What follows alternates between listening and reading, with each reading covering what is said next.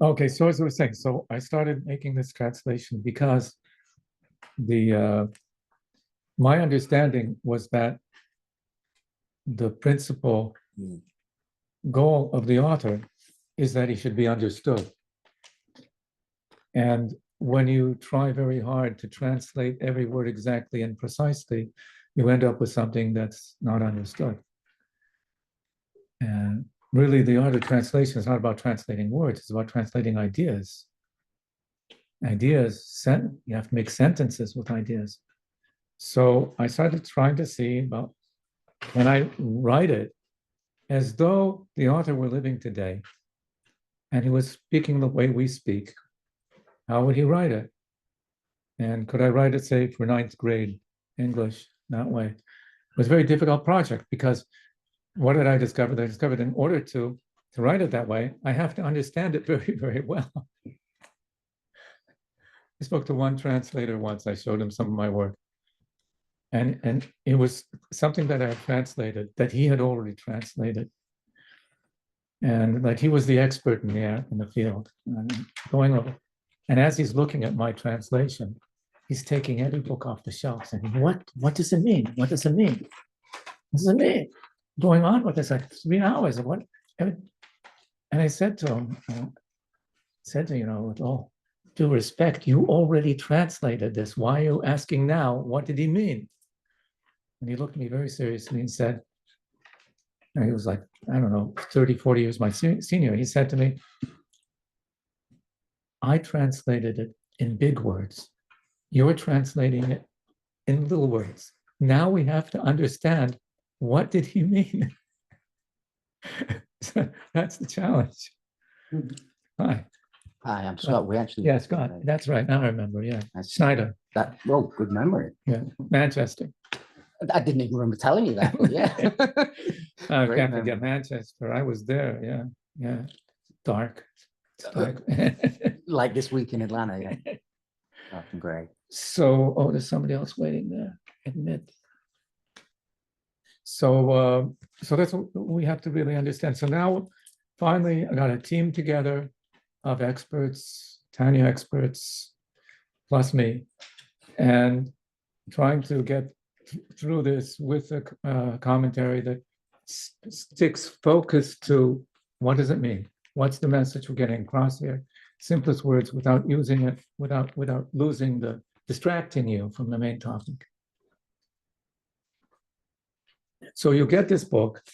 I guess the people online, I guess you got a PDF or something like that. But if you didn't, let us know.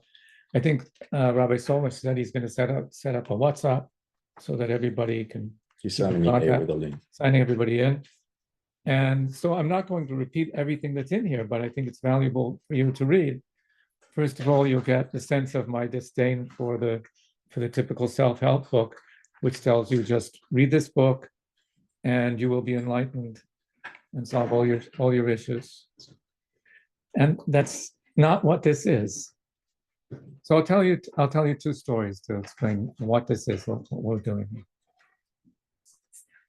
First story is about a gentleman, Rabbi Shneur Zalman Garari, an older chassid, was a businessman, and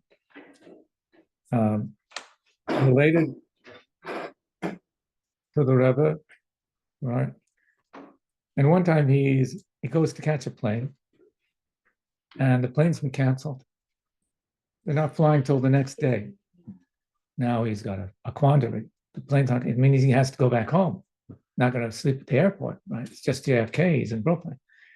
But he knows that in a Sefer Chassidim, which is a book from, I guess, on 14th century Rhine Valley, there it says a lot of different customs.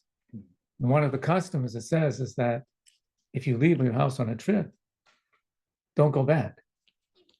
Don't go back to your house. Like if you forgot something, ask somebody to throw it out the window, don't go back. He says, what am I going to do? No, I have to go back. So, I mean, some people keep these customs, some people don't. It's not obligatory and so on, but he always, the house, I can't go back to what am I going to do? So he didn't know. So he calls up the Rebbe's secretary asked for Rebbe's secretary to ask the Rebbe, what should he do? Shortly after, he gets a message back. The Rebbe said he should learn a chapter of Tanya. Why? Because if you learn a chapter of Tanya, you're not the same person when you're finished as you were before you started. And then you'll be able to go back to his house. Because it's not the same person who left the house who's coming back to him. So now I'll tell you a story about myself. So at one point, I got sent off to this yeshiva that the Rebbe decided to start a yeshiva in Seattle. So there were only 10 students learning there that were sent from New York, and then he sent another 4, including me. And the Rosh Yeshiva was a young man. His name was Label Kaplan. He became later the Rosh Yeshiva in Montreal. Very brilliant man. But I watched his behavior. And on Shabbos morning, he would come early in the morning. He'd give us a class. And then when we started davening, he would go over to the window with his tallis on, and he would stand there at the window like this, staring out the window. Then, we get to reading of the Torah, turn around for reading of the Torah. And when that was over, he'd go back staring out the window. And he was doing that for quite a while. We had finished, gone downstairs to eat. And then eventually he would start davening. It took him a long time. And then he would walk home and sometimes come back again. So I sat down with him and I said, I read about this. I heard about it.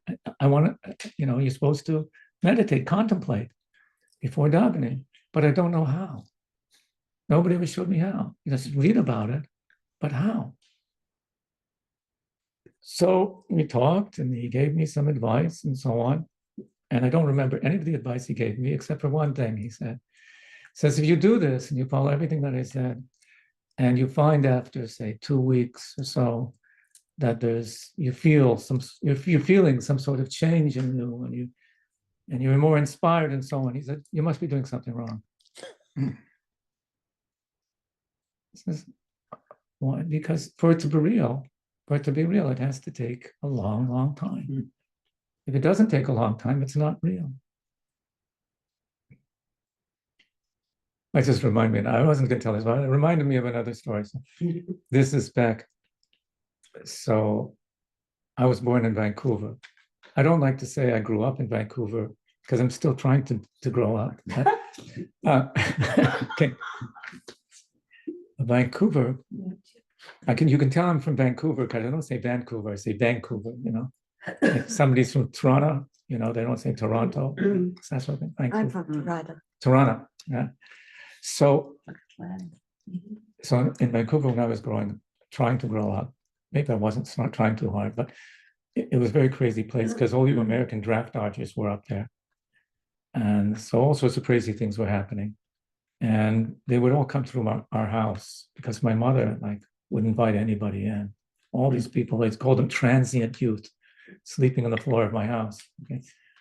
So my mother heard about somebody called the Gastown Guru. Gastown was like the cool spot, and I guess in town over here, but Gastown is like the cool place to hang out in Vancouver. And above a storefront somewhere was living this elderly man from India that people were coming to for advice. And he was the Gastown Guru. So my mother decided, I'm going to invite the Gastown Guru to come and speak. Every once in a while, people come speak. So he's going to come and speak. She invited people. She thought were the right people. And I remember I opened the door. I must have been 16 years old. So, and I opened the door and there's this little man there. He comes in, he's very, very quiet, smiling. And he sits in a corner, doesn't say anything to him, just be polite. And my mother turns to him and asks him to speak. So he starts talking about how all these young people are coming to him and they have these types of pills and this type of powders and these things and they're talking about these trips that they have. And they're looking for enlightenment. And he said, I tell them that if you didn't take yourself there, you didn't go. At the same, we had this trip. Said, if you didn't take yourself, it wasn't a trip, you didn't go anywhere. He said, these are things that take long time and hard work. So here I heard years later from Rabbi Kaplan's very similar terms. So the hard work is that first and foremost, you understand everything. It doesn't mean you understand it with your heart. You understand it with your mind. Because the gateway to the heart is through the mind. You want something new. So if your heart is just reacting to it, it's not something new. If it goes through your mind and into your heart, then it's something new. It's changing you.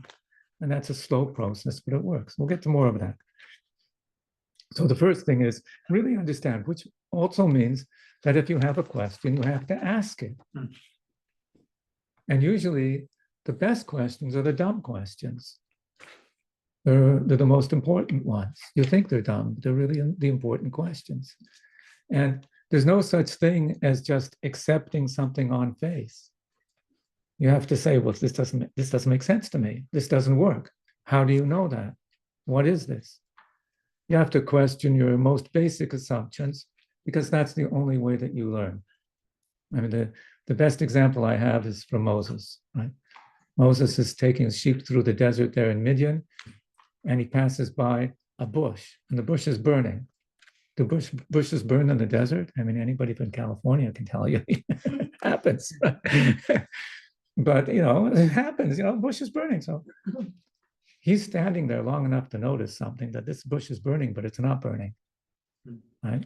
Now, how many people you think must have passed by that bush, came, so a bush burning over here. That's interesting, kept on walking, maybe like they took selfies of themselves, here a man by a burning bush. And I don't know, somebody tried to put it out, it didn't work, walked on. But Moses sees the burning bushes. I have to go and see what's going on over here. The bush is burning, but it's not burning. I have to see. Right? So that's why he's Moses. So if there's something burning, you have to see what is going on. What's the issue? You have to really ask those questions, and you don't let go of it until you have some clarity. You have to be a little obsessive, right? They call it OCD. But my wife says for Jewish people, it's just OC, because for Jewish people, it's not a disorder. So that's important. And then the other thing is that whatever you learn, you try to put into practice. And of course, you try to put anything in practice, the whole world's going to try to stop you, especially yourself is going to try to stop you. And you find every excuse and so on, but you try to put it in whatever it is into practice. There'll be a lot of things that you'll come across, that will learn, that you won't like. It's not one of these feel-good books. And at that point, I feel pretty certain that some people will leave. They won't like it. They won't hear these things. Okay, fine. But the people who stick it out and say, okay, that doesn't fit for me right now. But I'm committed to seeing something that perhaps is bigger than me and grow into it. So I take it step by step. Okay, so that's my preface. Read whatever I wrote there beforehand, and then we'll get to it. But I want to get straight into now. And after it says the author's title page, so turn to there. It looks like this, right? Now this page, after the big blue page, the author's title page, it's page 3, basically.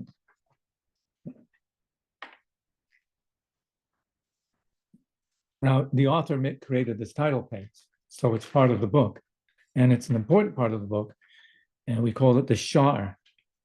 A Jewish book has a Shar, which is the gateway, the portal into the book. And here, he's going to tell you what the book is about. Now, that's important because most authors, they write a book, you can't really tell what it's about. It's about all sorts of things, whatever came into their mind while they were writing, because they didn't know what they were going to write before they wrote the book in many cases. But here, the author tells you what the book is about, and every chapter, every sentence, every word is about what he's going to tell you it's about. And if you start learning something and you see that the way I'm learning, it's not about that, well, you have to go back and relearn that because this is the only thing that it's about. So what is it about? First of all, it's called Sefer Likutei Amarim. We call it Tanya, but we can get called that later. He originally titled it Likutei Amarim, which means it's a collection of teachings. He sees himself as I'm just collecting teachings. I didn't make any of this up. I just took from here and took from there, and I put it all together. You end up with an incredibly creative work. But the interesting thing is that when you examine the pieces of this work, it seems to be all made of things that were said before. And this was really his style. He was an heir to the tradition of the Baal Shem Tov. His teacher was a Maggid of Mizrich, who was a student of the Baal Shem Tov. And in those times, when he was a student of the Maggid of Mizrich, there was a lot of controversy because many people considered that these Hasidim were coming up and making up a new Judaism, a radical new Judaism. He was a great scholar, even though he was a young man, in his early 20s. And he was a great writer. He wrote letters to people and stood up in debates and so on. And he said like this, he said, give me any statement of the Baal Shem Tov or of my teacher, the Maggid, and I will show it to you. I'll show the origin of it to you in the earlier works, in Tanakh, in the Talmud, in Medrash, in the Zohar, in the Kabbalah of the Arizal. I'll show it to you there. It's all there. And if it's not there, it means they didn't say it. So what he did is he gave the movement firm roots, a firm foundation. He showed how all this new stuff is really old. All we're doing is reframing, re-understanding everything, and really going back to what has always been the simple faith of a simple Jew. And he wrote like this in another letter. He wrote that all these things I'm telling you are things that Jews have always believed. It's just that some people came along and they wanted to try to understand what it is that a Jew believes. And you cannot understand. Simple faith cannot be understood. It's far, far beyond the human mind. The only way you can begin to understand it, bring it close to understanding, not fully understand, but close to understanding, is if you learn the Kabbalah of the Arizal, the Rabbi Yitzhak Luria, his Kabbalah, according to the way my teachers, Baal Shem Tov and the Maggid, interpreted him. So he's saying. So he's saying this simple faith, but now we have found a way to articulate what it is that a Jew believes. No, like you have earlier philosophers, they're writing what it is that a Jew believes, like Maimonides and so on, but they're writing it in this Neoplatonic, like Greeks. They're not writing it like Jews, they're writing it like Greeks, because that was the language of philosophy. And the Alter Rebbe in Tanya is explaining to you in Jewish terms what it is that a Jew believes. But it's a very difficult thing, very difficult to explain what's deep inside in the innermost heart of a Jew in words. How do you do that? That's what he's the Likutei Amarim. So he's grounding it in all the teachings that were before. This is the first part that's called the Book of the Beinoni. The Beinoni is that guy on the street. Man on the street. In other words, other books until now were books on how to be a tzaddik, how to be the enlightened, saintly, ascetic, beyond everything. or how to be a philosopher, one of those people, which leaves out 95% of the people, at least. He's saying this is our book to be an average Jew. Well, why be an average Jew when I've been great? No, this is the book. An average Jew is something amazing. Yes, what you got to be. Now, to me, what's fascinating about this is when he's writing this. He's writing this in the last decade of the 18th century. What's happening in Europe in the last decade of the 18th century? The French Revolution. The French Revolution is the everyman. You're giving a voice to the people. So while on that side of Europe, a voice to the people meant the heads of royalty and the clerics are rolling on the street and a reign of terror, right? Here it meant we're writing a book, how you don't have to be the most saintly, ascetic, transcendental individual who's totally removed from life in order to have a connection to God. Any Jew, this is how you do it. This is how you be the best at being the typical guy, right? He says, because God is accessible to everybody. And that's how he goes on. He says, this is collected from holy books and teachers whose souls rest in Eden. And I put here, I list some of those who are the books. And the teachers are basically going to be the Baal Shem Tov, Mezrich Magid, and he also had a teacher of Menach Mendel of Horodok, and a few others. But the books are the classic books, the classic works. But especially at that time, if you were a scholar, a Jewish scholar at the time, you were well versed in the Kabbalah of the Arizal.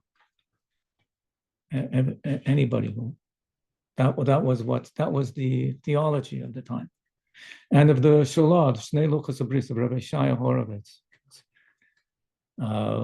published in 1648 in Prague. So the world was a world at the time, and the Jewish world was very steeped in Kabbalah. That was normative Judaism at the time. It's based on a verse. This is important. Which I translated as, for this is something very accessible to you, in your mouth and in your heart, to do it. It's karev, it's close. But I had a problem with this word in Hebrew. You have to have words that you think you have a translation for, but you're wrong. Right? So we always translate karov as close, but it doesn't work. Because for example, your kishkas are called your kirbaim. They're from the word karov. You're not close to your kishkas, they are inside you. Right? A relative is called a karov. He's not close to you, he's your flesh and blood. A korban, you bring an offering to the Mason, called a korban. Why is it called a korban? Because like the Ramban says, it makes you become one with God. So Karev in English only gets so close. Karev in Hebrew gets close to become one. So when you say something is very close, what does that mean? It means it's inside you.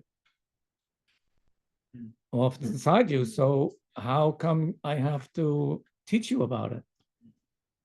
Because you have to access it. So use the word accessible. Something very accessible. What's accessible to you? It's accessible for you to do this, whatever. What is it?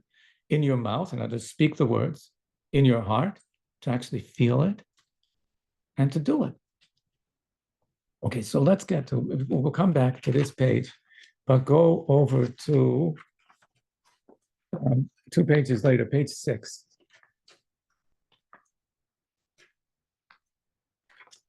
Where this is something very accessible to you. So here I quote the whole thing. The words in context. This is Moses speaking to the people before they're about to enter the land in his last days. And he's telling them that to keep all the mitzvahs, he's making a covenant with them. And he says, for this mitzvah that I command you today is not impossibly beyond you, and neither is it distant. The word for impossibly beyond you is nifla. Nifla means something wondrous, totally impossible. When the impossible happens, we say that's a pella. It's nifla, way beyond. So he's saying, I'm giving you a Torah to do. And you're going to think that this Torah is nifla. It's wondrous, it's impossible. Nobody could do this. He says it's not wondrous for you. And neither is it distant. But you notice, what did he say? He didn't say it's not impossible. He said, for you, it's not impossible. Yeah, for somebody else, it might be impossible. But for you, it's not impossible. And neither is it distant. So it's not impossible. It's not in the heavens, right? If it were in the heavens, it'd be impossible. It's not in the heavens that you should say, who will ascend to the heavens, get it for us, and then tell it to us so we can do it. Who did that? Who did that? Went to the heavens, got it for us. That's what Moses did, right? So he says, I'm not going to be here. And you're going to say, well, we need somebody to go to the heavens like Moses. No, don't need that anymore. It's been done already. So it's not there anymore.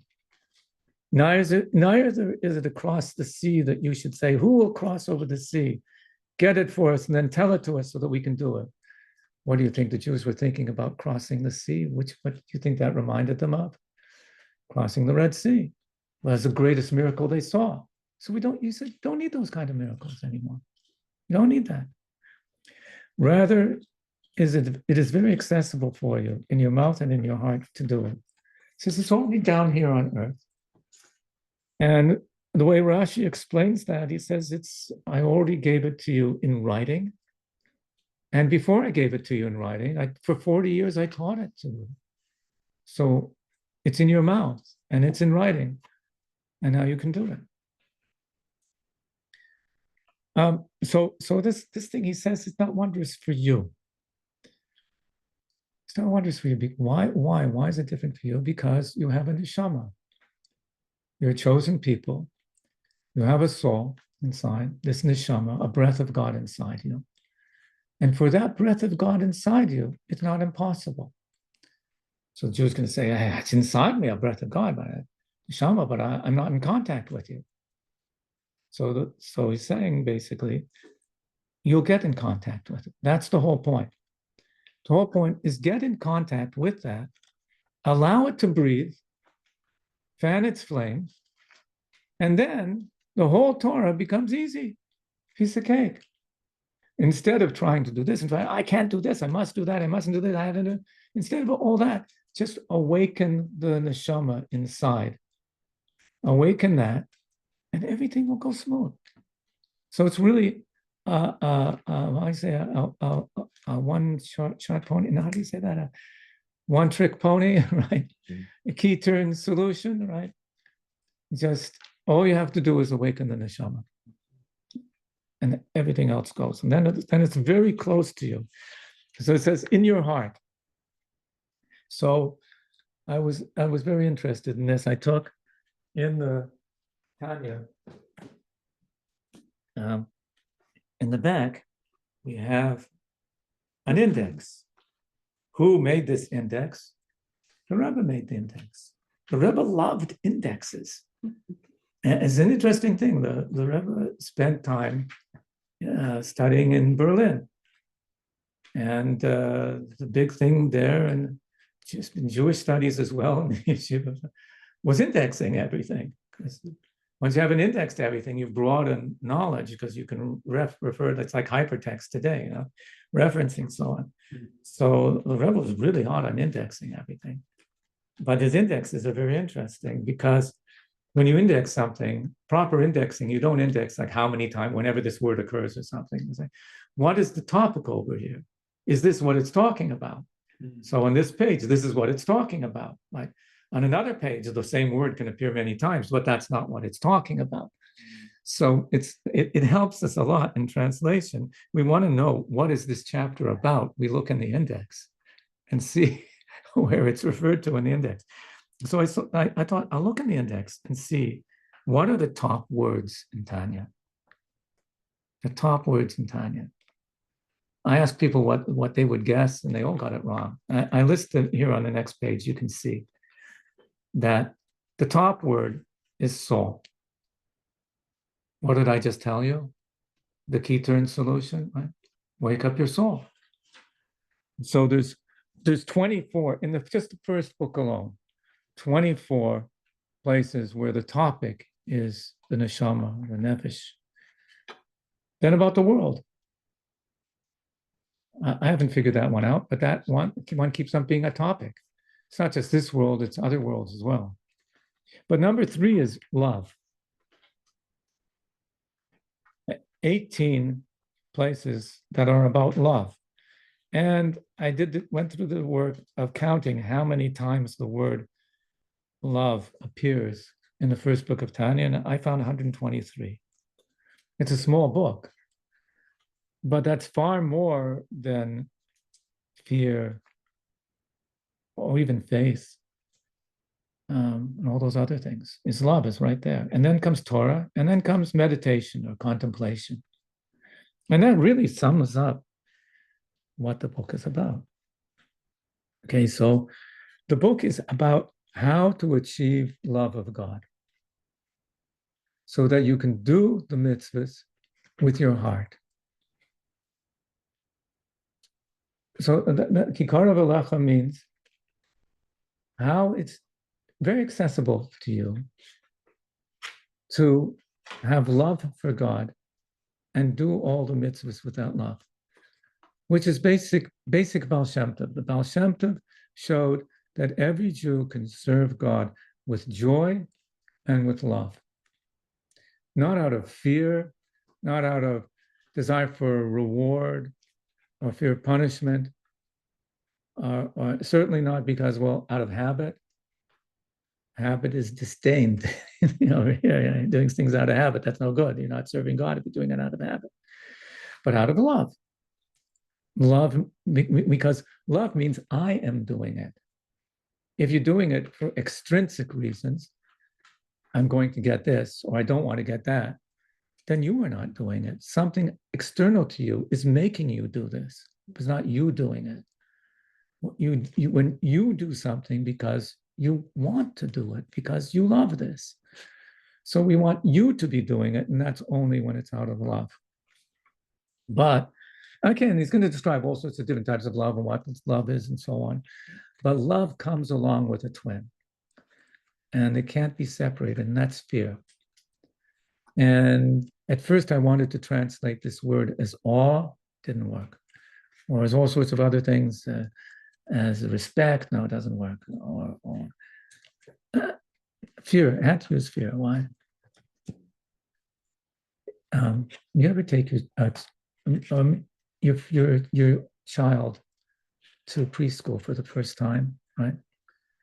And you take the child to preschool, and the kid's having a good time, playing with all the other kids, and then it's time to leave. You have to leave. And you have to leave the child there, right? So 2 people are feeling fear at this point. But the one who displays it the most is usually the child. The child is having a great time playing with all the other kids, and as soon as you start walking, it's like, ah! What we call that fear of separation. Where does fear of separation come from? From love. The child loves you and therefore is afraid to be separated from you. And that's not awe.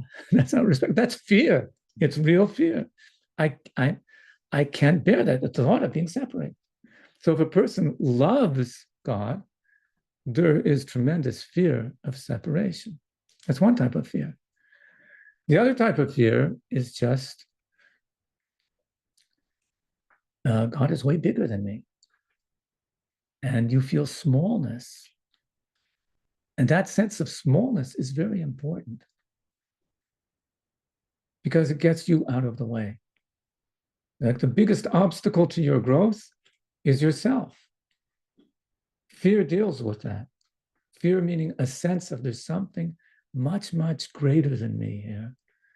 And within this presence, I am so, so small. I want to hide under the ground. How dare I make myself look so big when I am really nothing? I walk around as though the whole universe belongs to me, and I'm a nothing. Okay, and in that realization, you've removed all the obstacles, right? Because the biggest obstacle to your growth is your ego. And it's that fear, that sense of fear, which is a palpable fear, that you remove that ego and allow yourself to grow. So growth needs, and the two needs fear, and the two go together. But it's not fear of punishment. Fear of punishment is selfish. I don't want to get punished. So, I mean, who are you that you don't want to get punished? If you're thinking about that, you're thinking about yourself again. And you're not going to take any risks. I'm going to try to do more mitzvahs. Maybe I'll fail and then I'll get punished. What are you thinking about? So you get punished. Try your best. So maybe reverence comes close, but it's a very deep reverence. It's palpable fear. Okay, and that's important because that fear thing is going to come up once in a while when we mention. Now, the last thing there in that, go back to that shar, that title page, after we say about the verse that it's based on, we say that this is like another page, the page after the big blue page, right there, to explain clearly how it is very accessible, right? Not just accessible, very accessible, following a path that is long and short. With the help of God may be blessed. What's a path that's long and short? It's a derech harucha katzar. It's both long and it's short. So we're reading it. Well, what is that? What am I thinking? But at the time that he wrote this, the reader would read that and say, "Oh, that's a story in the Gemara. I know that. It's an Eruvin. Everybody knew that, of course." So there's a story. There was a great rabbi, Rabbi Shuban Levi, and he's going towards the city. It doesn't say which city, but there's a city he's going towards. And he's not sure how to get there.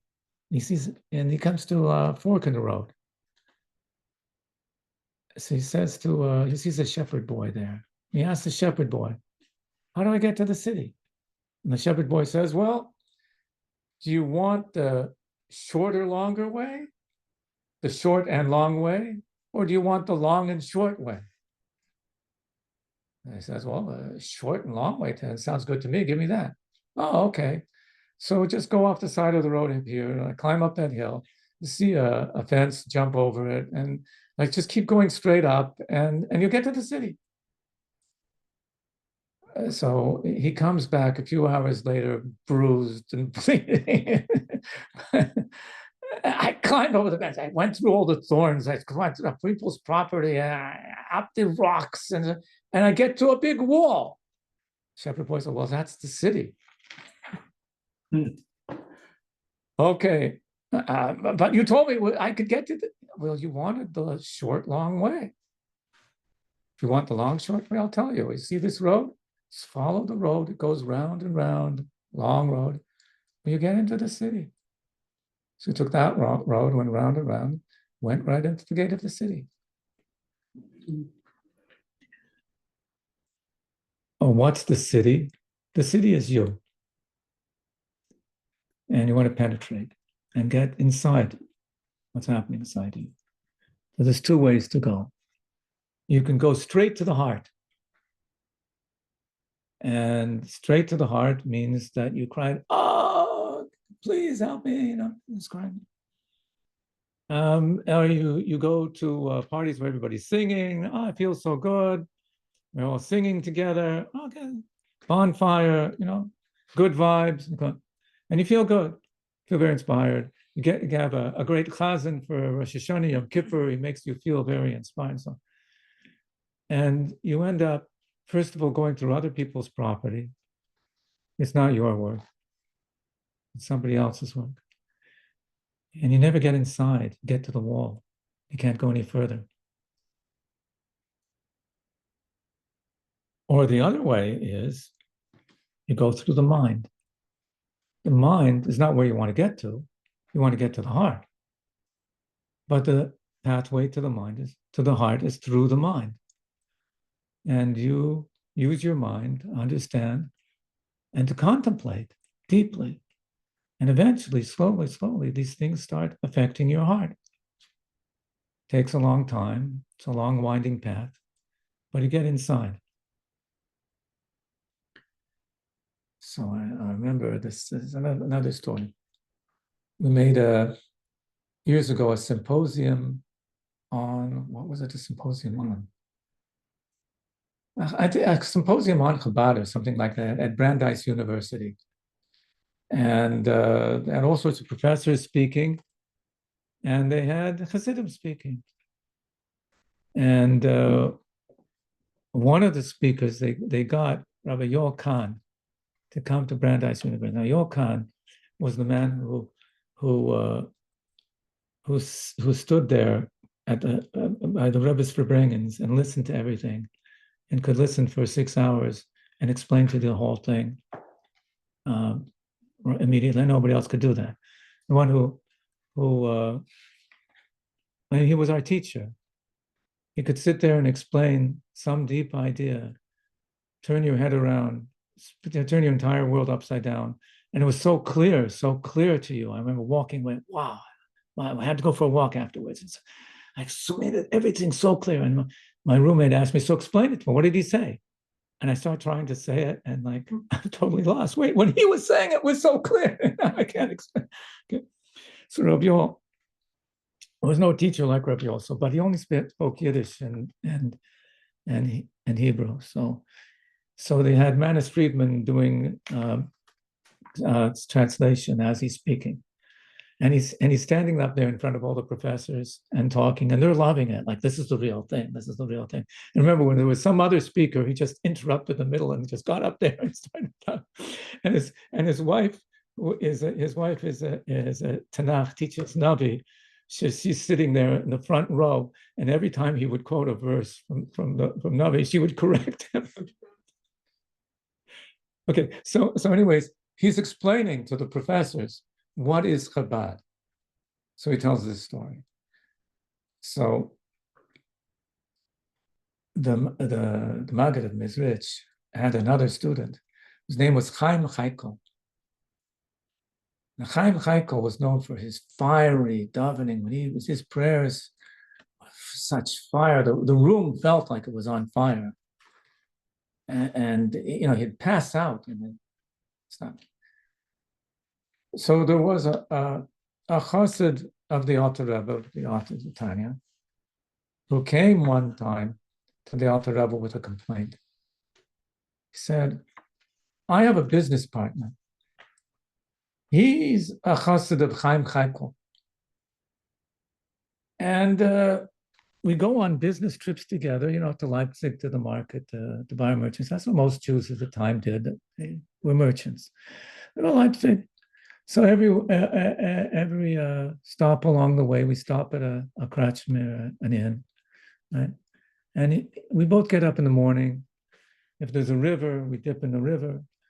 And then I try to think, your teachings that you taught me. And he, Chaim Chaikel's chassid, he puts on his talis and he starts davening. Wow, his heart, such enthusiasm. So beautiful, the tears running down his cheeks, every word with such feeling. And I'm there and I put on my talis and I'm trying to daven, but all the thoughts of the marketplace and the trip keep coming into my mind. I'm struggling with them and I'm trying to think, trying to focus, trying to get my mind to focus on the words. I can't get anywhere. And he, every morning, the same thing. He's davening so beautifully. So he says, if so, why am I your chassid? He says to the Alter Rebbe, why am I your chassid? The Alter Rebbe looks at him and says, you have to think. He says to him, he davens? Kaikel davens. Now you're going to have to figure that out. What did he mean? Chaim, what do you mean? What does it mean that he davens? He davens? Kaikel davens. He says, who is davening? Is the chassid davening? No, it's his Rebbe davening. It's not him. But what is the Alter Rebbe trying to teach his chassid? That it should be your davening. So he's this chassid, he's connected to his Rebbe, and he sees what his Rebbe does, and it inspires him. And as soon as he thinks about his Rebbe, he does it like that, and he feels like that. He probably really felt like that, but it's not him. It's not him. He never found out who he was. He doesn't know who he is. He's not there. But this chassid of the Alter Rebbe, he's working very hard, and maybe a few times a year he'll actually get there, but it'll be real. It'll be him. God inside himself. So, yeah, you can go in two different ways. There's a way that's called chagas, this type of chassidus, where you just try to awaken the emotions. But there's no transformations, no real change. And there's this way of Chabad, which means you go through the mind, and then there's real transformation. And to defend this idea, the Alter Rebbe would cite Gemara, Talmud, Rishonim, Brachos, and Rishonim. It says like this, that a thief is digging a tunnel under the bank or under a house, a big mansion. And he's been digging this for who knows how long. They had tunnels back then too, right? He's got his tunnel. And he's about to break in. It's the middle of the night. He's going to break in. What does he say just before he, like the final breaking into the house? What does he say? He says, God help me. Okay. Wait, well, hold on a minute. You believe in God? You don't believe in God. If you believe in God, well, you believe that he'll provide for you without having to steal from somebody. I mean, if you're breaking into somebody's house, like the guy's not going to say, please take whatever you want, right? People just stand up for their money. So you must be ready to kill or be killed. But you believe in God. So what's going on? I read a statistic that Georgia happens to be the most believing state in the union. 90% of young people say they're absolutely sure there is a God. And I guarantee that includes the guys on the south side of what's in downtown over there, like the gangster area you're not supposed to hang out in. They also believe in God, right? Absolutely sure, right? So if you believe, why don't you act that way? So it says you can have something in your heart, you can believe it, so it doesn't belong to you. It's not you, it's not yours. Even though you were born with it. We're not talking about something you learned from somebody else. Jews are ma'aminim b'nei ma'aminim. We're believers, children of believers. It's inherent in us. No, that's the difference between a non-Jewish atheist and a Jewish atheist. A non-Jewish atheist, he decided at one point in his life that he doesn't believe in God. Right? And that's it. The Jewish atheist every morning has to remind himself that he's an atheist. So a story that the family sends their kid to the fancy, the best private school around, which happens to be a Catholic school, but they're Jewish, but this is the best school, kid to get into Harvard, So December time, the kid comes home singing all these carols, and the parents can't take it, these carols, but they're atheists, but they can't take the carols. So finally, the father just grabs the kid and says, "Kid, listen, there is only one God and we don't believe in him." we're born, we can't rip it out of ourselves. This emunah, this connection to God. That's how much it's part of us. And yet, we don't own it. We don't own it until we contemplate it and work hard to take ownership of it. So that's this long and short way. The long and short way means to go through the mind. Understand everything well with your mind, and then let it resonate with your heart, and then allow it to change you. You people on the screen over here, including little black boxes, are being very quiet. But if you do have a question, you can speak up, and I'll pass it over to everybody else. Is there any general questions from the room at all? So we're just going to get a little bit started. I wanted to get a little bit started on chapter 1. Yeah, that's good. How long does this go for? That already is a written question. Yeah. What's the schedule of the sheer long term?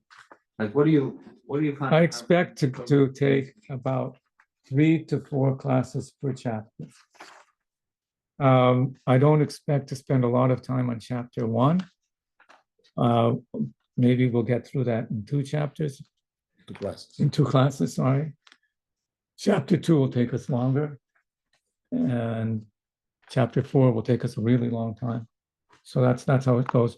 Basically, I want to try that we have clarity on each chapter. So I don't want to get distracted into side issues. Just focus on the central concept of each chapter and focus on that, but have clarity on each one of them. And I think that it will be disservice to try to do a chapter in one class.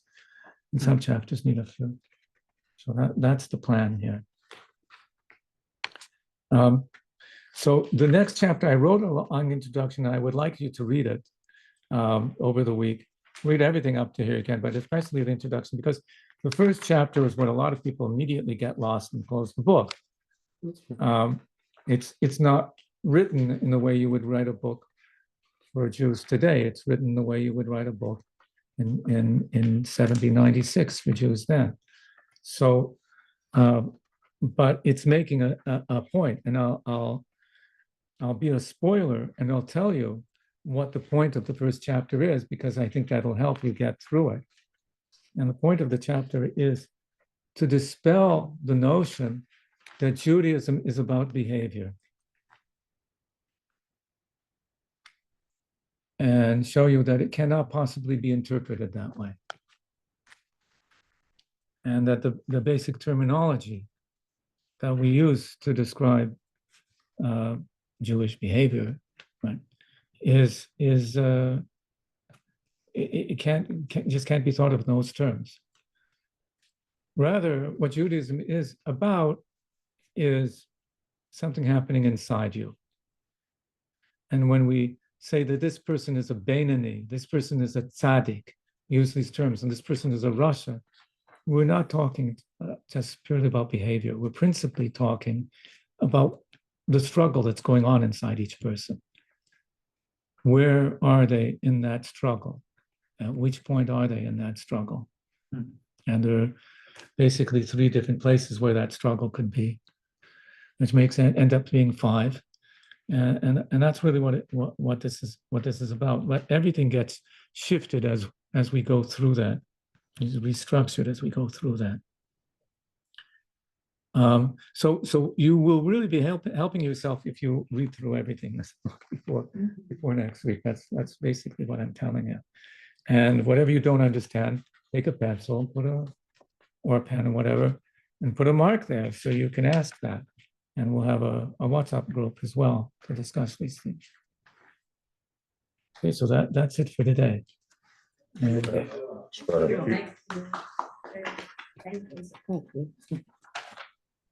time. Chaim.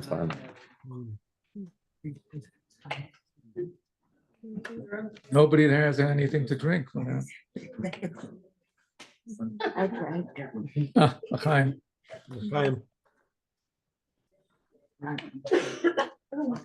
Okay, I'm gonna shut this down now. Good night, everybody. Night. Thank you. Thank you. How do I shut this? Must be a button here somewhere.